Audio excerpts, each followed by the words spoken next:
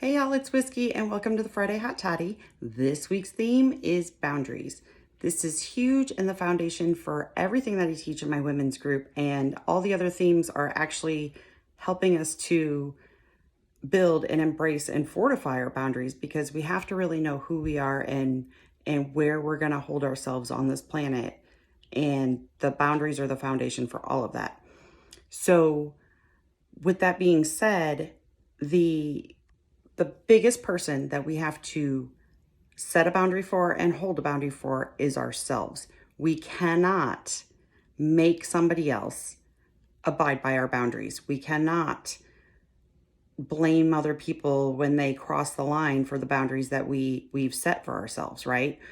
So, and in the cases of like narcissistic abuse and things like that, or even just in the general population of people, when somebody crosses our line or crosses our boundary, and we move that boundary an inch because we either want to make the other person happy, we don't want to make someone upset, we happen to be a people pleaser, which is a major problem for boundaries, or they have major issues with boundaries.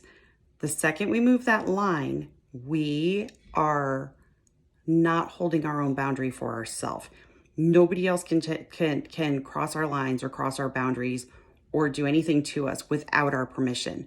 We are fully accountable for our boundaries and what we set for ourselves. So the one of the things with boundaries is just, what will you accept for yourself? What will you not accept for yourself? Do you have, ask yourself, are there some soft line boundaries? It's like, yeah, I really want this to happen or not to happen in my life, but I can compromise on a few things and I can budge a little bit. What are your hardline boundaries? What situations or what types of people will you absolutely not have in your life? Or what types of things or settings will you absolutely not put yourself into, because you are responsible for those things? We are often, well, almost always, we are establishing our boundaries based on what we've been conditioned to, like as children. So like in the case of people pleasers, we have been conditioned to keep the peace and adjust and move around and read a room and do everything to just hold everything in a stasis so that there's no chaos. We can read a room, we can read people, and we learn to anticipate what's coming our way, right? And it's really a survival skill that we've learned as children. And as adults, we carry that on. And a lot of us, it's just doormat syndrome, right? It's like, I have no boundaries. Don't worry about me. I'm fine. Let's hold everything together. Let's take care of everybody else. Let's make sure that everything is going the way they need it to go. And that we really end up shooting ourselves in the foot when we do that, right? Because we just give away ourselves and we just basically sacrifice our own soul and our own purpose, because a lot of times we can't do what it is that we're meant to do in this life if we're so worried about making everybody else happy, right? And when you start holding your boundaries, and especially telling people no is a complete sentence. Telling people no is that's it. My no is a hardline boundary. When I say no, I'm done. That's the end of the conversation.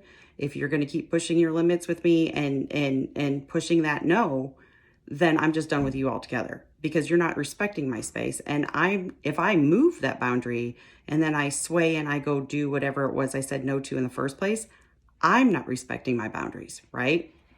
And the only person who has to respect your boundary is you. The only person who has to, hold a consequence either for yourself or somebody else if a boundary's been disrespected is you. You can't get mad when somebody else crosses that line.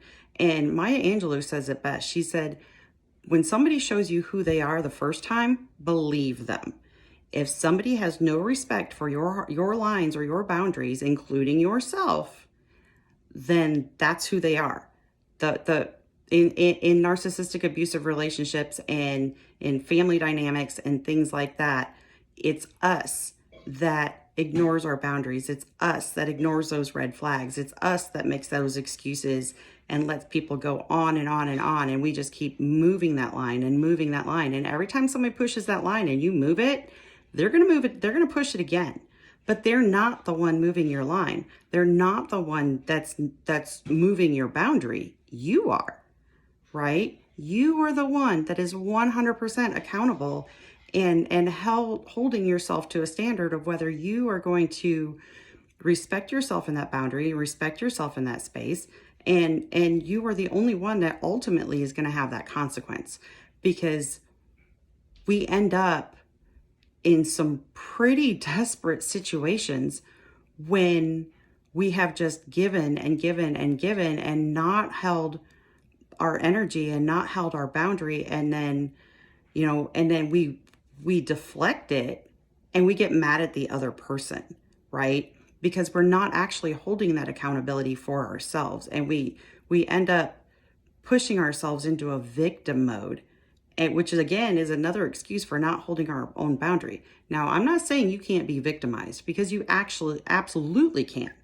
But whether you stay there and whether you make that your story is entirely up to you, right? Don't be afraid of, on social media, don't be afraid of the block button. If you, and this is another thing too, like when people when you're allowing people to violate your boundaries, it is not going to work to go back and try to reason with somebody who doesn't respect your boundaries as to why they are wrong.